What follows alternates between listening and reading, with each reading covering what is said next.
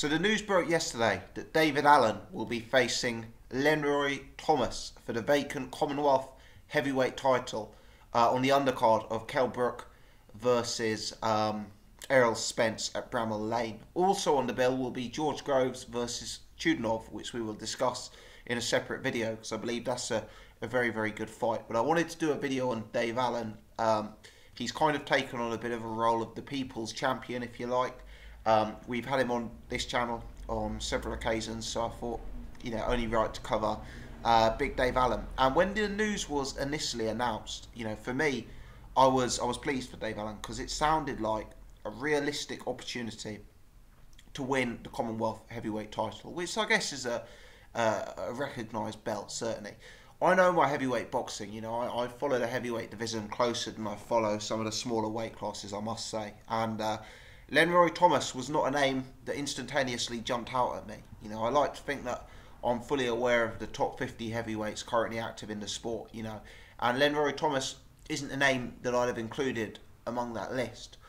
So when I first heard the name, I thought, potentially Eddie Hearn's found a little spot here for Dave Allen to maybe pick up a very, very winnable fight and to win a title against an opponent that he may well have the beating of. Because, Dave Allen's showing some improvements.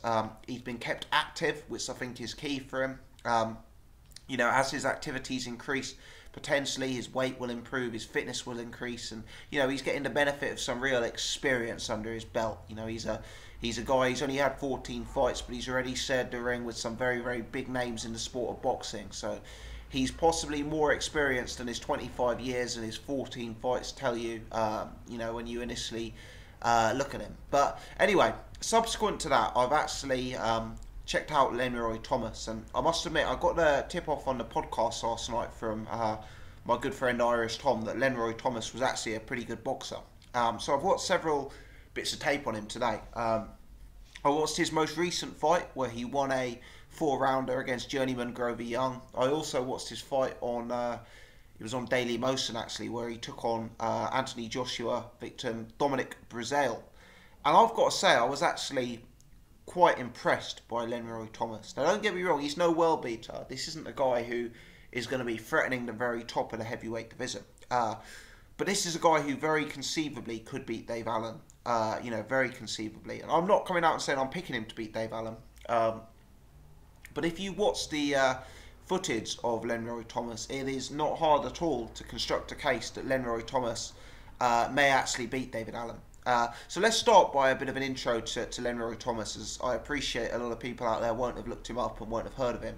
BoxRec have him as the 118th heavyweight in the world. He has 20 wins and 4 losses. Of his 20 wins, 10 of them come by way of knockout. Of his 4 losses, he's been stopped 3 times. He's 32 years old. He's listed as 6'2½". In terms of notable opponents, his biggest name opponents would be Andrei Fedosov, which I believe was in the Boxino tournament, and Dominic Breazeale. He lost both of those fights by stoppage. He was also stopped by Aaron Lyons, who at the time was 11-9, and he lost a UD on his debut to a guy called Ruben Rivera, who was 0-1 at the time. In terms of opposition that he's actually beaten, there's some. I mean, Jason Estrada, who was 20-5 at the time. But realistically, he hasn't beaten anyone who you would really comfortably consider in the top 100 of the sport, I guess you could say. So yeah, I guess Lenroy Thomas has been operating at a low level. He's certainly been operating at a lower level than David Allen. He hasn't been in with guys like Dillion White and Luis Ortiz like Allen has. But having watched him, I was actually fairly impressed with what I saw. When I initially heard that he hadn't really beaten very much, and that he'd been stopped by Dominic Breazeale, and that he'd been struck by Andrei Fedosov, I was thinking he might be slightly ropey. But actually looking at him, and in his recent fight against Grover Young, who is a journeyman, let's have it right, but you can see that Lenroy Thomas has some actual capabilities. The guy comes out in a southpaw stance. He's a lefty, which is awkward. I know Obviously, Dave Allen's got experience against lefties. He fought Luis Ortiz, you know, and he sparred with some of the best heavyweights out there. But it always adds a different dimension when someone's a southpaw, and he really commits to his jab. And his jab actually has a bit of snap to it. You know, I'm not going to suggest it's a battering ram jab. I'm not going to suggest it necessarily has the force of a Vladimir Klitschko type jab, because it certainly doesn't. But it's a snappy jab. It's a jab that you can win rounds behind. I actually think Lenroy Thomas may have a slight hand speed advantage against Dave Allen, specifically in the area of the jab. I think his punches are possibly delivered a bit straighter than David Allen's. I think there's an element of loop to some of Dave Allen's punches still. And I think that Lenroy Thomas may have a slight advantage in terms of speed of delivery. He puts punches together very well. He's not afraid to drop to the body. He's not afraid to throw punches in bunches. You know, you do see combinations, head, body, body, head. And all in all, I thought he was okay. You know, there were times I saw people sit on his chest and get to the inside, and he'd shorten up a nice punch to the body, and then he'd try and take a step back and throw something up the middle. You know, there were times where he was up against it, against the likes of Dominic Breazeale and against the likes of Fedosov, and you could see him with his back to the ropes thinking, and he'd try and create an angle to launch a counterpunch. You know, this really isn't a bad opponent.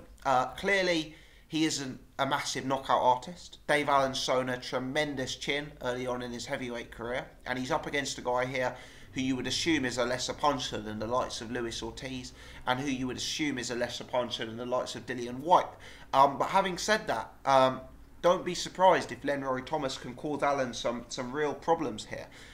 Thomas is mobile, he's a southpaw, he's a jabber, and he throws combinations. He's also, like, he's been stopped a few times, but he's also quite durable. You know, I've had a look at those stoppages, and for me, he's not exactly getting iced by those punches. He's not looking like he's badly shaken and badly hurt. And a guy like Dominic Breazeale is probably a considerably bigger hitter than David Allen at this stage of his career. He is a guy, for me, Lenroy Thomas, who lacks the experience of going late in fights. You know, the Dominic Breazeale fight was an 8-rounder. Breazeale was only 5-0 at the time, so it was very early in Breazeale's professional career. But that was an 8-rounder, and you could see, like, he started very well. He probably nicked an early round or two off Dominic Breazeale.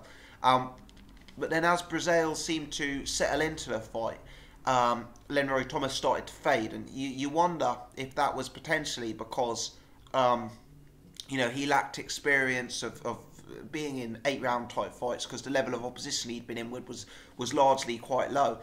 Similarly, in the Andrei Fedosov fight, he was stopped relatively early. It may have been the 3rd round, and again, you just wonder, like, I'm not really seeing, you know, I don't know how many rounds the Jason Estrada fight was over, but to me, just from the 2 or 3 fights that I've watched of Lenroy Thomas before making this video, I'm not sure he's a guy who's legit going to come out, establish an early lead, and then maintain that pace throughout 12 rounds, and I presume this will be a 12-round fight, given that it's for the Commonwealth title.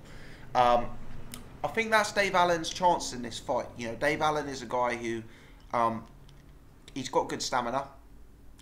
We actually saw him possibly at his most effective in the Dillion White fight, admittedly in a losing effort towards the end of that fight. You know, he showed big will in the Luis Ortiz fight. He was still swinging towards the end of that fight. And, you know, Dave Allen's a guy who is going to be coming into the ring for this fight fitter than ever. And, you know, I think he's going to have to work very hard in the middle rounds of this fight, because I don't think it's inconceivable at all that Lenroy Thomas is gonna pick up the early rounds here. I think his jab's better than Allen. I think he may move a bit better. His speed may be a bit better. And, you know, we have to be honest to say that Dave Allen has, at times in his professional career, looked a bit like he's got a sparring partner mentality in those early rounds. You know, he's been a bit content, sort of bob and weave and duck and slip punches rather than really getting off offense of his own. And when someone establishes a jab against him, like Dillion White did in their fight, and even to an extent like David Howe did in the 1st round of what became a 2-round blowout for Allen, you know, Allen's looked potentially vulnerable to that outside boxer teeing off against him with a jab.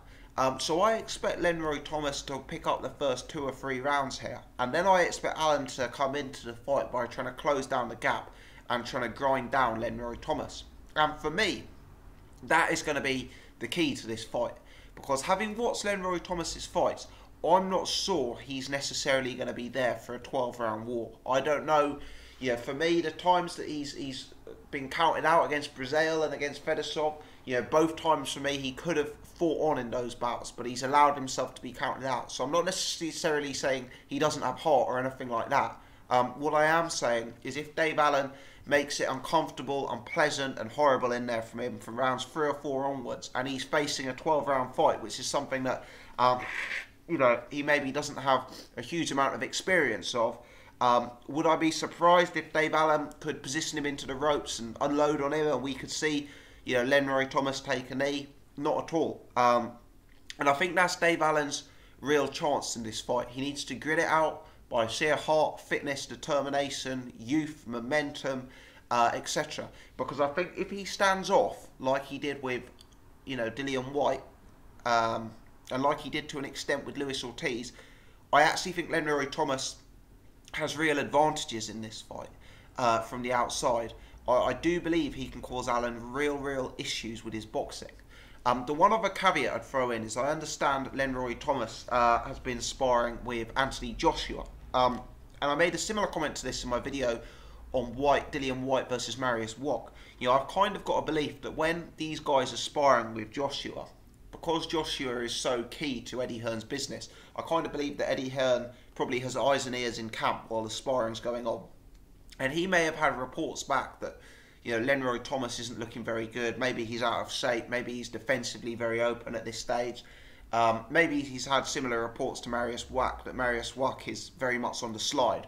And potentially Eddie Hearn's getting this inside info and thinking, right, Mariusz Wach's a good name. He's looked terrible in sparring against Joshua. Let's put Dillion White in with him. Now, I've got no evidence for that whatsoever. It's pure speculation on my behalf. But, you know, one thing I can say is if Mariusz Wach was absolutely tearing up in sparring and battering AJ around a ring, Eddie Hearn would probably not be putting him in the ring with Dillion White. And it's presumably the same here. You know, Eddie Hearn's probably got an instinct that this is a winnable fight for David Allen based on either what he's seen of Lenroy Thomas or perhaps some of the reports that he's heard from that sparring with Anthony Joshua. I don't know. But from the footage that I've seen of him, and I would admit, I've seen 3 fights out of 24. So there'll be people out there who have far greater expertise on Lenroy Thomas for me. But I see a potentially useful opponent. I see a guy who has a jab, is a southpaw, can move, can throw combinations, can throw to the body, you know, has a bit of speed. He's no world beater, but at this stage, Dave Allen hasn't proven to be a world beater either. And I see this as a real competitive fight. I'll have to watch more footage before I sit down and formally make a prediction. But, you know, I think Allen does have advantages in this fight. I think technically, potentially, the opponent, Lenroy Thomas, has advantages. But I think Allen's advantages are that this is a 12-round fight. And I have some concerns about Lenroy Thomas committing to a pace for 12 rounds when he could potentially find it hard work halfway through. You know, will he take the easy way out? I don't know. Let me know your thoughts, people. Have you seen much of Lenroy Thomas? Am I overestimating his capabilities? Do you think he's the kind of opponent who could give Dave Allen real problems? Leave your thoughts in the comment section below. If you've enjoyed the video, please take the time to click the thumbs up, which helps me out massively. If you're new to the channel or you haven't done so before, do take the time to subscribe so you can check out my other stuff. Many thanks indeed for tuning in.